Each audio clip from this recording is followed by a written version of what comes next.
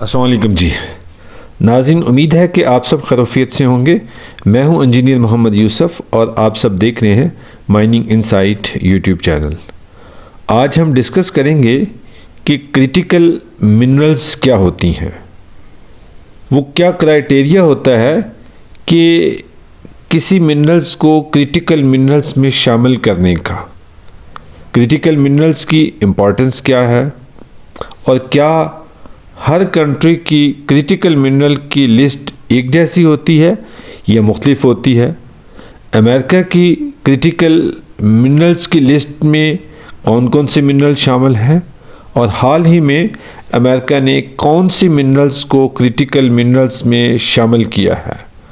तो ये तमाम इन्फॉर्मेशन हम आज के इस सेशन में डिस्कस करेंगे। आपसे गुजारिश होगी कि वीडियो एंड तक देखिएगा और अगर आप चैनल पर नए हैं या अभी तक आपने चैनल सब्सक्राइब नहीं किया तो चैनल सब्सक्राइब कर लीजिएगा और बेल आइकन प्रेस कर लीजिएगा ताकि आपको रेगुलर वीडियोस मिलती रहें। नाज़रीन, क्रिटिकल मिनरल्स वो मिनरल्स होती हैं जो किसी मुल्क की इकानमी और नेशनल सिक्योरिटी के लिए इंतहाई ज़रूरी होती हैं। इन मिनरल्स का इस्तेमाल मुख्तलिफ इंडस्ट्रीज़ में होता है जिनमें टेक्नोलॉजी, एनर्जी, एरोस्पेस और डिफेंस शामिल होते हैं। ये मिनरल्स का क्या क्राइटेरिया होता है कि कोई मिनरल्स क्यों क्रिटिकल मिनरल्स हैं, उसकी चंद एक रीज़न्स हैं या फैक्टर्स हैं जिसकी वजह से किसी मिनरल्स को क्रिटिकल मिनरल्स की लिस्ट में शामिल किया जाता है।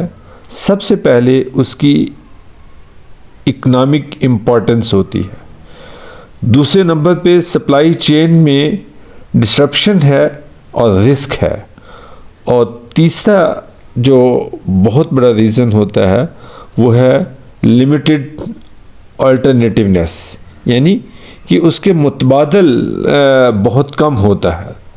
तो ये तीन बेसिक या बड़े फैक्टर हैं किसी मिनरल्स को क्रिटिकल मिनरल की लिस्ट में शामिल करने के लिए। अच्छा, ये क्वेश्चन है कि क्या क्रिटिकल मिनरल्स हर मुल्क की मुख्तलिफ होती हैं? यस, ऑफ कोर्स, हर मुल्क की ज़रूरत मुख्तलिफ है जिसकी वजह से उसकी क्रिटिकल मिनरल्स भी मुख्तलिफ हैं।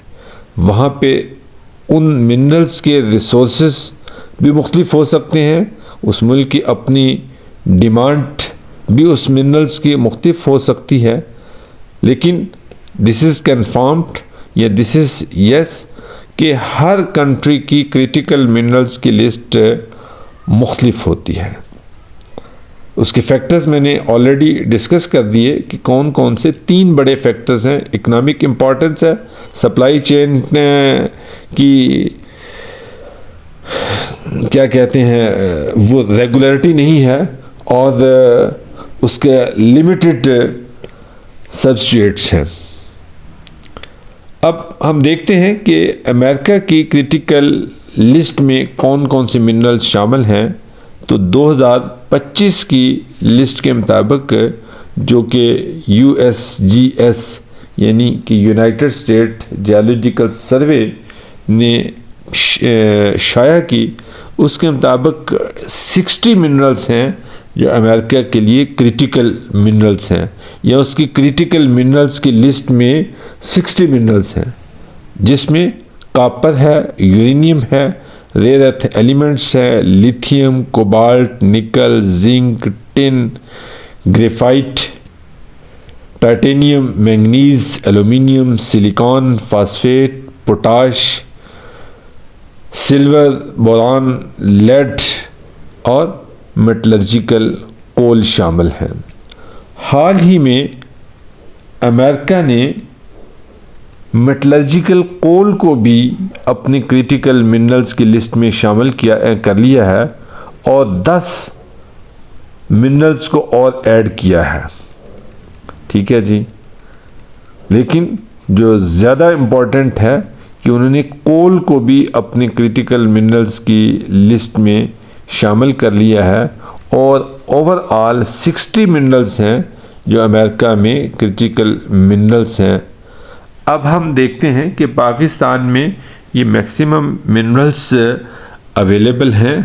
हमें चाहिए कि हम अपनी क्या हिकमत अमली बनाएं, कैसी हिकमत अमली बनाएं या कैसी मार्केटिंग स्ट्रेटजी बनाएं कि अमेरिका को हम ये मिनरल्स सप्लाई दे सकें, उसकी वैल्यू एडिशन के बाद सप्लाई दे सकें या उसको राग़िब कर सकें कि पाकिस्तान में ये मिनरल्स अवेलेबल हैं और उन पर कुछ जेवी के ज़रिए से, जॉइंट वेंचर के ज़रिए से काम किया जाए।